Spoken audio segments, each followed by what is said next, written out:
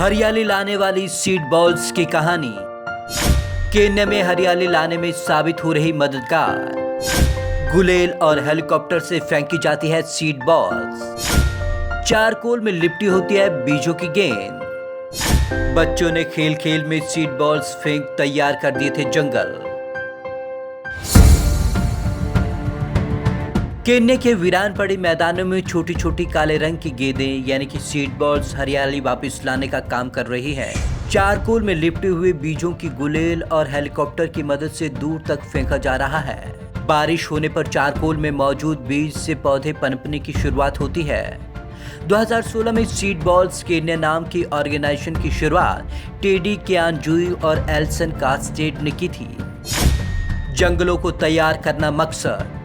पिछले 4 साल में करीब 11 करोड़ सीड बॉल्स बांटी जा चुकी हैं। इनका लक्ष्य स्कूल और लोगों के साथ मिलकर केन्या के मैदानों में जंगलों को वापस लाना तैयार करना है। सीड बॉल को एक सफल प्रयोग माना गया है और भारत समेत कई देशों में इससे हरियाली वापस लाने की कोशिश की जा रही है। सीड बॉल्स केन्या के को फाउंडर टेडी कहते हैं कि अगले 5 सालों में केन्या में हरियाली दिखने लगेगी। मिट्टी के बजाय चारकोल वाले सीड बॉल ज्यादा सुरक्षित। हर सीड बॉल में एक बीज होता है। इस बीज के ऊपर चारकोल को चढ़ाकर गेंद जैसा आकार दिया जाता है। ये आकार में एक सिक्के जितने होते हैं। टेडी कहते हैं कि इसे गर्म मौसम में मैदानों में फेंका जाता है। बीजों पर चारकोल को लगाने के पीछे एक बड़ा कारण है। केवल बीजों को छोड़ने पर उसे चिड़िया और दूसरे जीव खा जाते हैं, लेकिन इस पर चारकोल लिपटा होने के कारण यह सुरक्षित रहता है। जब बारिश आती है तो बॉल में नमी बढ़ती है और बीज अंकुरित होना शुरू हो जाता है। इस तरह बीज से पौधा बनकर तैयार हो जाता है। कैसे हुई शुरुआत? टेडी कहते हैं एक पौधा अपने क्षेत्र में पौधों की मां की तरह होता है। इससे दूसरे बीजों को पनपने में मदद मिलती है। इन पौधों से निकलने वाले बीज नए पौधों को जन्म देते हैं। इसकी शुरुआत 2016 में स्कूली बच्चों के साथ मिलकर की गई ताकि बीजों को स्कूलों के मैदानों में छोड़ा जाए। बीजों को आसपास के बच्चों को बांटा गया। उन्होंने गुलेल की मदद से इसे दूर तक पहुंचाया।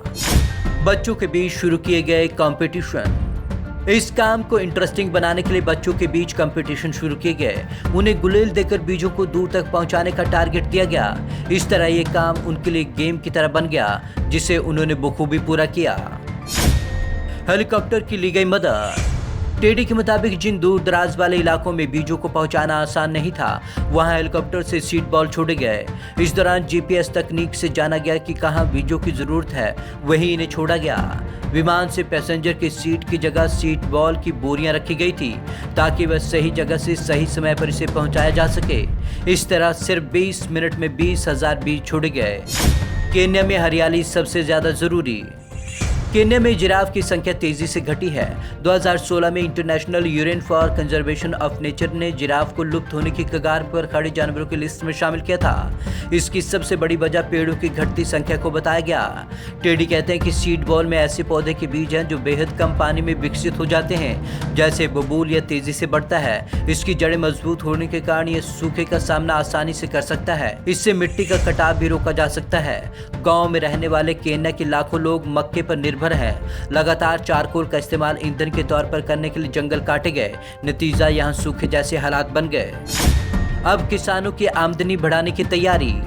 टेडी कहते हैं कि अगले 5 सालों में हरियाली दिखने लगेगी। हम कोशिश कर रहे हैं कि किसान ज्यादा से ज्यादा बीजों को तैयार करें ताकि उनकी आमदनी और बढ़े। टेडी ने एल्सन की संस्था सीड बॉल केन्या बीजों को केन्या फॉरेस्ट्री रिसर्च इंस्टीट्यूट से वेरीफाई कराने के बाद ही इन पर चारकोल की लेयर चढ़ाती हैं। Bureau report, Punjab Kesari TV, Chandigarh.